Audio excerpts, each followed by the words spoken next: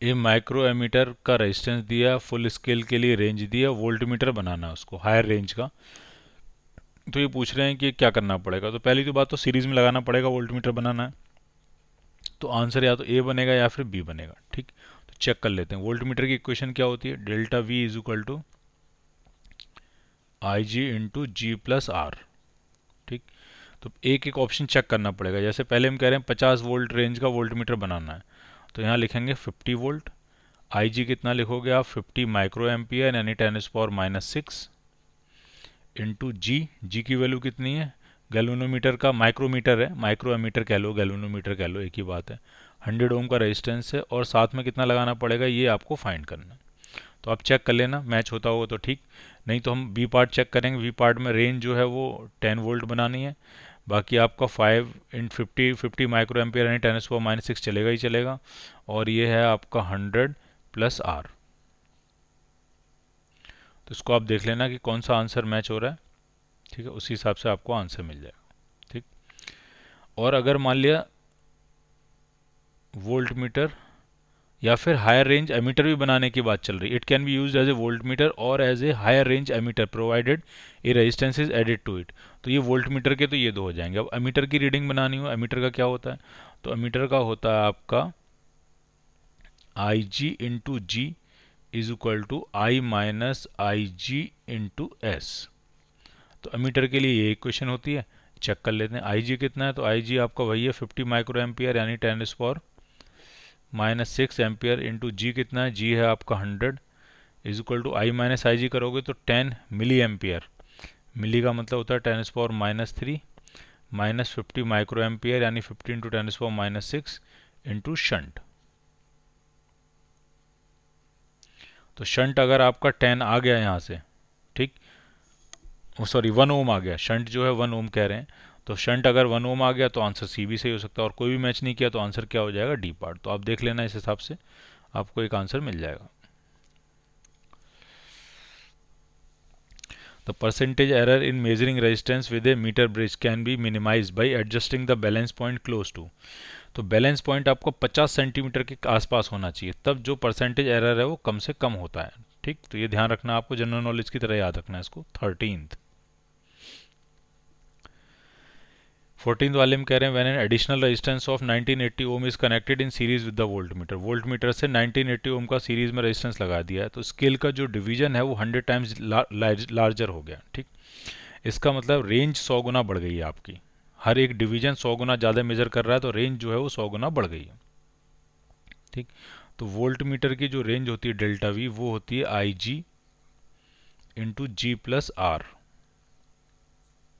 ठीक, ये आई G into जी क्या होगा, आई जी इंटू जी, तो आई जी इंटू जी जो होगा वो पुरानी रेंज होगी, डेल्टा वी जी ले सकते हो आप इसको, डेल्टा वी जी।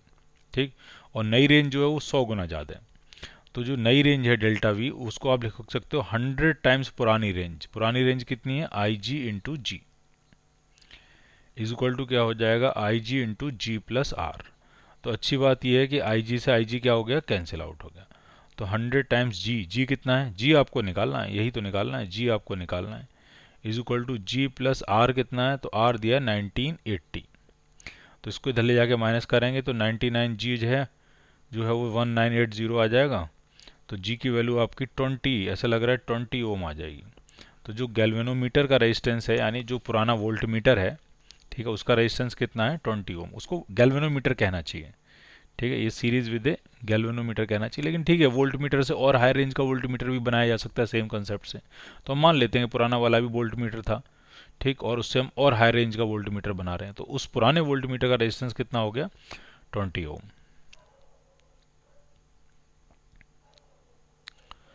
15 क्वेश्चन में कह रहे हैं कि ये अगर आप ध्यान से देखोगे तो ये व्हीट स्टोन ब्रिज बन रहा है, और उसमें कह रहे हैं जो करंट की वैल्यू है वो R6 से इंडिपेंडेंट है। तो भाई R6 से तो तभी इंडिपेंडेंट हो सकती है जब ये बैलेंस्ड होगा।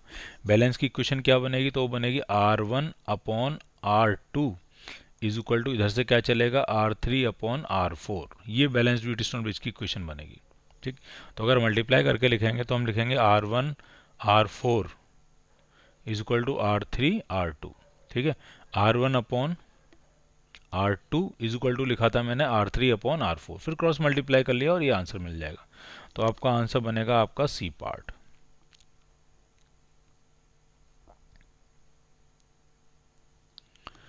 ये ये मीटर ब्रिज है और ये व्हीटस्टोन ब्रिज पे बेस्ड होता है। AC की लेंथ जो है 20 सेंटीमीटर और CB की लेंथ जो है वो 80 सेंटीमीटर है। तो ये पूछ रहे हैं रेजिस्टेंस कितना होगा आपका। तो इक्वेशन जो बनेगी वो बनेगी R/80 is equal to AC की लेंथ जो है वो है 20 सेंटीमीटर और CB की लेंथ जो है वो है 80 सेंटीमीटर। ठीक है, तो ये हो जाएगा 1/4 और इससे कैंसिल करेंगे तो ये आ जाएगा 20, तो R जो है वो 20 ओम आ गया आपका। तो आपका आंसर जो बनेगा वो बनेगा सी पार्ट।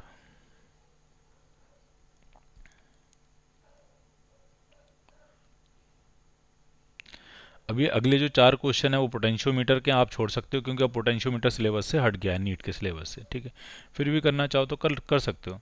इसमें कह रहे हैं 17 वाले में कह रहे हैं कि पोटेंशियोमीटर है, 2 EMF को मेजर करने हैं, E1 और E2। E1 पे नो डिफ्लेक्शन आ रहा है 20 पे और E2 पे नो डिफ्लेक्शन आ रहा है 30 पे। तो जो E1/E2 का फॉर्मूला होता है वो आता है आपका L1/L2। बस ख़त्म हो गई बात। L1 जो है वो 20 सेंटीमीटर नो डिफ्लेक्शन पॉइंट है और L2 30 सेंटीमीटर है, तो इनका रेशियो क्या आ जाएगा 2:3। तो इसका आंसर बनेगा आपका ए पार्ट।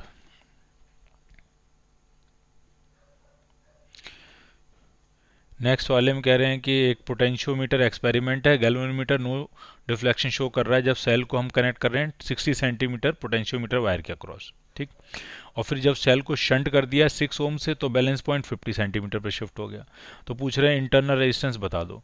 तो इसका जो फॉर्मूला होता है इंटरनल रेजिस्टेंस का वो होता है एक्सटर्नल रेजिस्टेंस जो आपने कनेक्ट किया इंटू E/V-1, और इसी को कन्वर्ट करके फॉर्मूला बन जाता है L1/L2-1। ठीक, तो हमें इंटरनल रेजिस्टेंस फाइंड करना है। एक्सटर्नल जो कनेक्ट किया वो 6 है, बिना शंट करे जो बैलेंस लेंथ थी वो 60 सेंटीमीटर थी और शंट करने के बाद 50 सेंटीमीटर आ गई। बस इसको सॉल्व कर लो, आपको इंटरनल रेजिस्टेंस मिल जाएगा।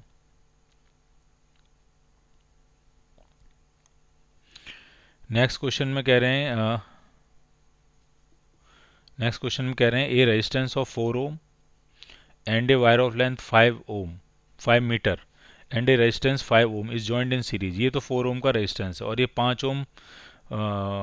5 ओम और 5 मीटर का वायर है, और एक जो बैटरी है वो 10 वोल्ट की और 1 ओम उसका भी अपना इंटरनल रेजिस्टेंस है। इस तरह से सेटअप है। और ये जो 2 आइडेंटिकल सेल्स हैं इनको बैलेंसिंग लेंथ 3 मीटर पे मिली है, तो इनका पोटेंशियल पूछ रहे हैं। तो पैरेलल में 2 लगाने से कोई नहीं फर्क पड़ता, एक लगाओगे तो भी EMF ही होगा, 2 लगाओगे तो भी EMF क्या हो जाएगा, E हो जाएगा। अब देखो कैसे निकालेंगे। सबसे पहले हम निकालने जा रहे हैं करंट। तो करंट हो जाएगा पोटेंशियल अपॉन रेजिस्टेंस, और रेजिस्टेंस मुझे 10 ओम ही समझ में आ रहा है। ठीक है, 4 ओम ये हो गया, 1 ओम इसका है और 5 ओम इसका है, तो 10 ओम हो गया, तो 1 एम्पियर करंट फ्लो करेगी। ठीक, अब जो EMF होगा E वो किसके बराबर होगा, तो वो होगा आपका ये जो 3 मीटर वायर के अक्रॉस पोटेंशियल डिफरेंस है, और वो होगा कितना, तो वो हो जाएगा IR। आई है आपका 1 और रेजिस्टेंस कितना होगा, तो वो 3 ओम होगा। कहाँ से आया 3 ओम, तो 5 मीटर का अगर 5 ओम है तो 3 मीटर का होगा 3 ओम। तो इसका मतलब ये जो पोटेंशियल डिफरेंस आया वो आपका 3 वोल्ट आ जाएगा। और ये एक का 3 नहीं होगा, इसका भी 3 होगा और इसका भी, दोनों का ही 3-3 होगा। तो आपका आंसर बन जाएगा B part. B part answer बनेगा। अगला वाला कर लेते हैं। इसमें कह रहे हैं कि एक पोटेंशियोमीटर है, वायर लेंथ 1 मीटर है और सीरीज में कनेक्ट कर रहे हैं 490 ओम के साथ, और 2 वोल्ट की बैटरी है और 0.2 मिली वोल्ट पर सेंटीमीटर जो है वो पोटेंशियल ग्रेडियंट है। तो रेजिस्टेंस कितना होगा। ठीक है, रेजिस्टेंस कितना होगा, तो डायग्राम बनाओ और देखो ध्यान से। ये आपने 2 वोल्ट की बैटरी लगाई है और ये आपका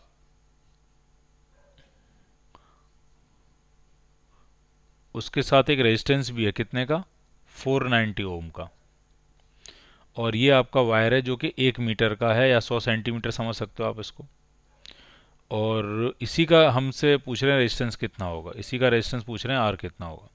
और इसमें जो पोटेंशियल ग्रेडियंट है वो दिया है 0.2 मिली वोल्ट पर सेंटीमीटर, 1 सेंटीमीटर के अक्रॉस।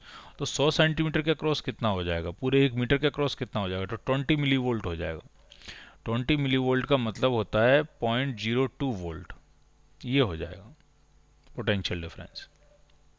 ठीक, अब ध्यान से समझना क्या बात हो रही है। अब अगर इसके अबाउट पोटेंशियल डिफरेंस 0.2 वोल्ट है, 0.02 वोल्ट है, ध्यान से देखते जाना, तो ये जो 490 है इसके अबाउट 1.98 वोल्ट रहा होगा। और सीरीज में करंट सेम होती तो मैं करंट सेम कर देता हूँ, V equal to I R, I equal to V upon R से। तो रेजिस्टेंस पोटेंशियोमीटर वायर में करंट होगी 0.02 upon R is equal to 490 में करंट होगी 1.98 अपॉन 490। अब आराम से सॉल्व कर लो और आपको यहाँ से क्या मिल जाएगा, रेजिस्टेंस। ये पॉइंट से पॉइंट उड़ जाएगा, ठीक है, 2 से कैंसिल करेंगे इसको तो ये बनेगा 99, आई थिंक सो। ठीक, और फिर R निकालने के लिए 490 अपॉन 99 कर लो,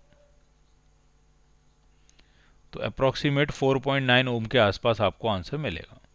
तो आपको आंसर मिलेगा इसका लगभग ए पार्ट के आसपास।